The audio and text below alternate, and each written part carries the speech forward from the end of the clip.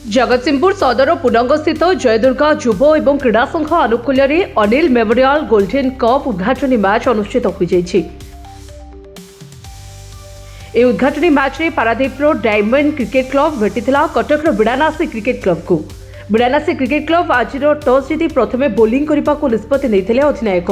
तेज आज उद्घाटनी उत्सव में मुख्य अतिथि भाव जगतसिंहपुर जिला परिषदर कार्यनिर्वाही अधिकारी रवि नारायण सेठी, सम्मानित अतिथि भाव पौर परिषद अध्यक्षा अर्चना सिंह, आंचलिक परिवहन अधिकारी निर्मल कुमार महांती, पूर्वतन जिला परिषद अध्यक्ष नटवर बारिक, समाजसेवी सुनील कुमार अधिकारी, डेप्यूटी बैंक डायरेक्टर बसंत बारिक, समाजसेवी सुदर्शन बेहेरा, शारदा प्रसाद राणा, जयदुर्गा युव एवं क्रीड़ा संघ मैनेजर प्रताप महांती, जिला cricket association coach Badri Mohanty, संघ क्रीड़ा संपादक अशोक दास जोग देथिले। सीडीओकम यो जिला परिषद जगतसिंहपुर आज Anil memorial golden cup cricket tournament अनुष्ठित होची। ए क्लब रो जो आयोजन यह निश्चित संपूर्ण स्वागत योग्य। एथिरे पिला मानक मध्य जो टैलेंट अछि से टैलेंट रो विकास मध्य हबो।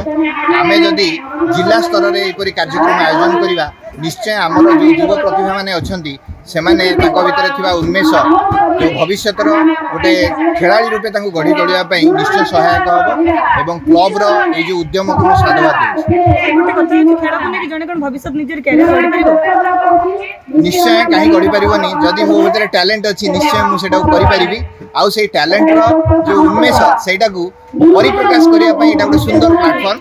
जदि आमे ग्रासरूट लेवल रो ए भलिया आयोजन सब करिबा एवं पिला मानक आम पिला मानक मध्य जो टैलेंट अछि तार जदि विकास आमे करिबा ताले निश्चय गोटे खेलाड़ी गोटे भविष्यतर जातीय एवं मेरा असिस्टेंट सेक्रेटरी जयदुर्गा क्लब 2025 एटा हमर 30तम क्रिकेट टूर्नामेंट आज उद्घाटन है।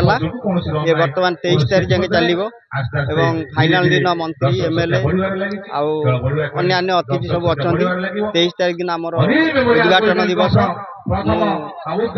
मीडिया माध्यम समस्त खेल भल पाउथिबा समस्त खेलाड़ी मानू अनुरोध करेंगे एठार आसी खेल उपभोग करेंगे एवं ये एक राज्य स्तरीय क्रिकेट टूर्नामेंट आमर क्लब 30 वर्ष है।